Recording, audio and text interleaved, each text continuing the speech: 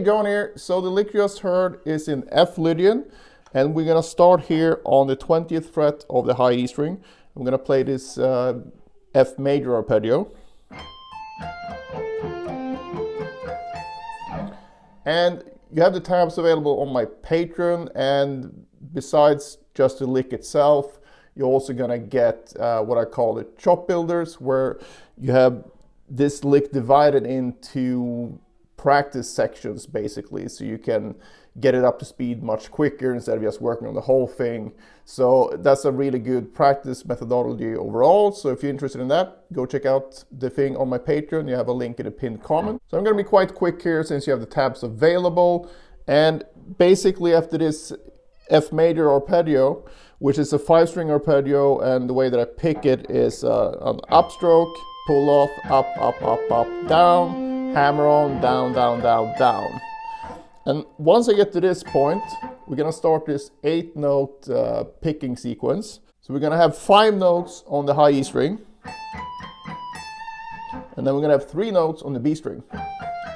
All alternate picked, and since we're coming from this sweep here, we're gonna end up on a downstroke. So we're gonna have down, up, down, up, down, up, down, up.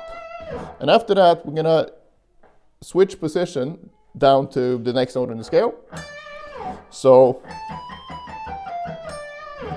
and from here we're gonna do the same sequence again, but following the scale, obviously. So 5 plus 3 again, shifting down once more. But now instead of continuing down, which you could do, and you can try that yourself, coming up with variations, I shift up instead. So after this one, same thing though, so 1, 2, 3, 4, 5 plus 3. And then finally I go down again. 1, 2, 3, 4, 5, and then just 2 notes here. End up on the root here on the 13th fret. So we put all of that together.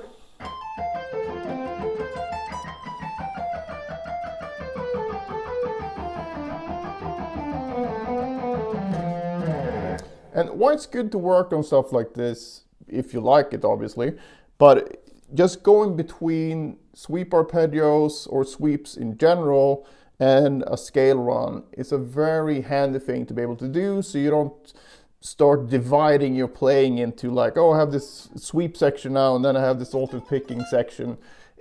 That's a very unmusical way of thinking about it, because if you listen to any good instrumentalist, mandolin, violin, saxophone, piano, whatever, it's not really a distinction between an arpeggio and a scale. It's just a nice musical line. So it's good to get used to that on the guitar as well. And it's challenging for sure. But like I said in the beginning here, that's why I've made those chop builders. That's part of the Patreon thing. The basic concept here, just in case you don't want to sign up for Patreon, is $5 and you get access to the complete lesson library. So it's a pretty good deal, I think. So basically, a chop builder in my mind would be to take a small part. I mean, this could be a thing initially, but that, you know, that's just arpeggio, and the idea here is to work on switching between the arpeggios and the scale run. So in this case I would take this one and add the picked notes, and this sets me up to do it again, so I can repeat it. So I can go upstroke, pull off, up, up, up, up, down, hammer, down, down, down, down, up, down, and then up again. So you can just repeat that in front of the TV very slowly, getting everything perfect, but amassing a shit ton of reps. So